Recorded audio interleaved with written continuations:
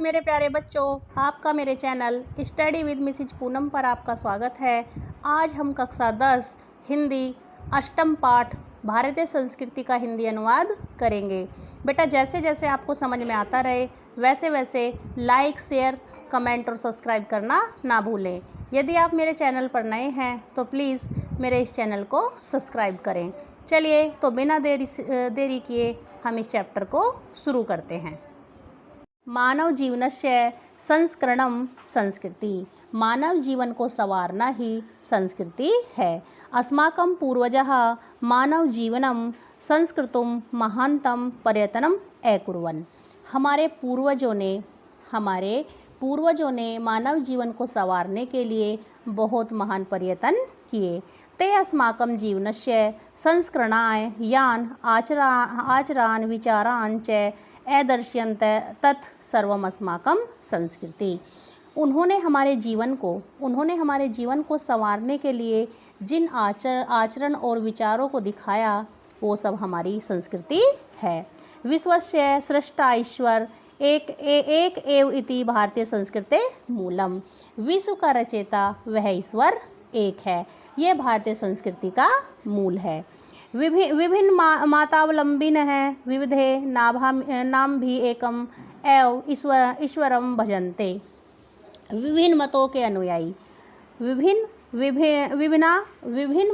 अनुयायी विभिन्न नामों से एक ही ईश्वर का ध्यान करते हैं। अग्नि है, इंद्र है, कृष्ण है, करीम है, राम है, रहीम है, जिन्न है, बुद्ध है, ख्रिस्त है, अल्लाह है इत्यादि नामनि एकस्य एव परमात्मनः सन्ति। अग्नि, इंद्र, कृष्ण, क्रीम, राम, रहीम, जिन्न, बुद्ध और ख्रिस्त माने होता है बेटा ईशा और अल्लाह इत्यादि नाम एक ही ईश्वर के हैं। तत् एव ईश्वरम जनः गुरु इत्यपि मन्यन्ते। इसीलिए कुछ लोग गुरु को भी ईश्वर मानते हैं। अतः सर्वेषां मतानां समभाव समन्वयश्च अस्माकं संस्कृते संदेश है। इसीलिए सभी मतों के प्रति सम्मान भाव और हमारी संस्कृति का क्या है, संदेश है। क्या है? इसीलिए सभी मतों के प्रति सम्मान भाव और सम्मान रहना हमारी संस्कृति का संदेश। भारतीय संस्कृति ही तु सर्वेषां मतावलंबिनां संगम स्थली। भारतीय संस्कृति तो सभी मतों को मानने वाले लोगों की संगम स्थली है। काले काले विदाः विचाराः भारतीय संस्कृतोः समाहिताः। काले काले का मतलब होता है बेटा समय समय पर विविध विचार भारतीय संस्कृति में समाहित हो गए। ऐसा संस्कृति है यस्या विकासे विविध नामः जातीनां संप्रदायानां विश्ववाञ्छः योगदानम दृश्यते। अब क्या कहा गया है? यह संस्कृत समन्वयात्मक संस्कृति है। यह जो संस्कृति है, सामासिकी का मतलब होता है बच्चों समन्वयात्मक। ये जो संस्कृति है यह समन्वयात्मक संस्कृति है जिसके विकास में विभिन्न जातियों का, संप्रदायों का और विश्वास का योगदान दिखाई देता है। अतः एक बार दोबारा देख लीजिए, यह संस्कृति, ऐसा संस्कृति का मतलब होता है बेटा यह संस्कृति समन्वयात्मक, समासिकी का मतलब होता है समन्वयात्मक।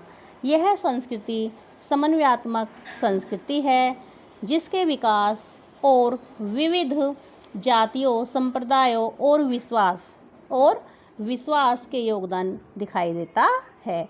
अतएव अस्माकं भारतीय नाम एकः संस्कृति एकः च राष्ट्रीयता। इसीलिए हमारे जो भारतीय हैं उनकी एक ही संस्कृति है और एक ही उनकी राष्ट्रीयता है। सर्वे अपि वयम् एकस्याः संस्कृतेः समुपासकाः एकस्य राष्ट्रे च राष्ट्र्या।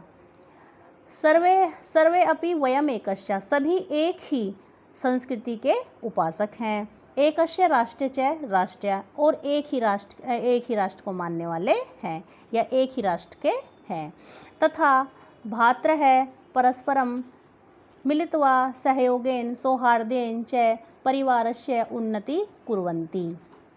जिस प्रकार से जैसे भाई आपस में मिलकर सहयोग करके अपने क्या करते हैं, अपने सौहार्द से अपने परिवार की उन्नति करते हैं, वैसे ही तथैव अस्मि भी, वैसे ही अपि सहयोगेन सौहार्देन च राष्ट्रस्य उन्नति कर्तव्यः। तो हमें भी क्या करना चाहिए, हम सबको भी सहयोग और सौहार्द से अपने राष्ट्र की उन्नति करनी चाहिए। अस्माकं संस्कृति सदा गतिशीला वर्तते, हमारी जो संस्कृति है वो सदा गतिशील है। मानव जीवनम संस्कृतुम ऐसा यथाशम्यम नवां विचारधारां स्वीकरोति नवां शक्ति च प्राप्नोति। अब इसमें क्या कहा गया है बच्चों, जो हमारी संस्कृति है वो सदा क्या है, गतिशील है। और मानव जीवन को संस्कारित करने के लिए मानव जीवनम संस्कृतुम ऐसा, मानव जीवन को, संस्कृतुम का मतलब होता है बेटा संस्कारी, मानव जीवन को संस्कृत करने के लिए या संस्कारित करने के लिए यह समय के अनुसार नई विचारधाराओं को स्वीकार करती है और नवीन शक्ति को प्राप्त करती है। एक बार दोबारा देख लीजिए, मानव जीवन को संस्कारित करने के लिए समय के अनुसार नई विचारधाराओं को स्वीकार करती है और नवा शक्ति च प्राप्नोति, और नई शक्ति को प्राप्त करती है। अत्र दुराग्रह, यहाँ हट नहीं है, न अस्ति यत युक्ति युक्तम, और जो ठीक ठाक होगा वही कल्याणकारी है, और जो लोग ये सब समझते हैं वो यहाँ खुशी से रहते हैं। एतस्या गतिशीलतायाः रहस्यं मानव जीवनस्य शाश्वत मूलेषु निहितं तद तथा तस्य प्रतिष्ठा सर्वभूतेषु संभावः विचारेषु औदार्यम आचारे दृढ़ता चेति। और क्या है इसकी जो गतिशीलता है, इसकी गतिशीलता, इसका रहस्य मानव जीवन के शाश्वत मूल्यों में निहित है। तद जैसे मूल्यों में निहित होता है, तद जैसे सत्य की प्रतिष्ठा सभी प्राणियों में समान भाव, विचारों में उदारता, आचरण में दृढ़ता होती है। ऐसा कर्मवीराणाम संस्कृति, ऐसी कर्मवीरों की संस्कृति है। कुर्वन्नेवः कर्माणि जिजीविरेच्छतं समाइति अस्या उद्घोष है। क्या कहा गया है, इस संसार में कर्म करते हुए 100 वर्ष तक जीने की इच्छा करें, ऐसा उसका उद्घोष है। एक बार दोबारा देख लीजिए, संसार में कर्म करते हुए 100 वर्ष तक जीने की इच्छा करें, ऐसा इसका उद्घोष है। पूर्व कर्म तदंतरम फलम इति अस्माकं संस्कृते, पहले कर्म इसके बाद फल, यह हमारी संस्कृति का नियम है। इदानीं यदा वयं राष्ट्रे नवनिर्माणे संलग्नः समय निरंतरम कर्म कारणम अस्माकं मुख्य कर्तव्यम। पहले कर्म, इसमें क्या है, इदानीं यदा वयं, पहले कर्म इसके बाद फल। मैंने आपको बता दिया, पूर्व कर्म, पहले कर्म करो इसके बाद फल, यह हमारी संस्कृति का नियम होता है। लेकिन इसके बाद क्या है बेटा, अब इदानी यदा वयम, अब हम राष्ट्र के निर्माण में संलग्न थे। अब हम क्या था, राष्ट्र के निर्माण में संलग्न थे।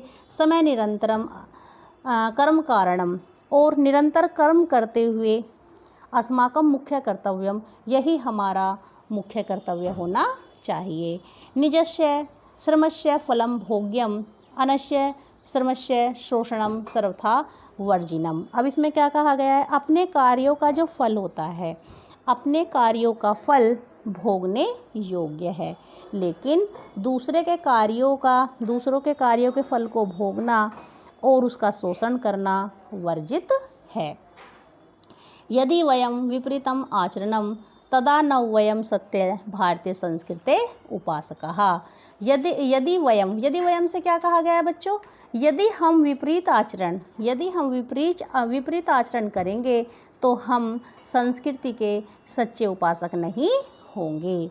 वयम तदेव यथार्थ भारतीयः यदस्माकम् आचारे विचारे च अस्माकं संस्कृति लक्षिता भवेत्। हम तभी तक सच्चे रूप से भारतीय हैं जब तक हमारे आचार में और हमारे विचारों में हमारी संस्कृति दिखाई देती है। अभिलाषां वयम यत विश्वस्य अभ्युदयाय भारतीय संस्कृत ऐसे दिव्य संदेश है लोके सर्वत्र प्रसरते। अब क्या कहा गया? हम सब की अभिलाषा है। क्या अभिलाषा है? कि विश्व की उन्नति के लिए भारतीय संस्कृति यह दिव्य संदेश हर जगह फैल जाना चाहिए।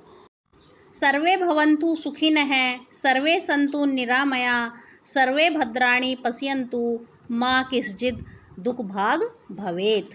बेटा इसमें क्या कहा गया है? इसमें कहा गया है कि हे ईश्वर सभी सुखी रहें, हे ईश्वर सभी निरोगी रहें, सभी का कल्याण हो।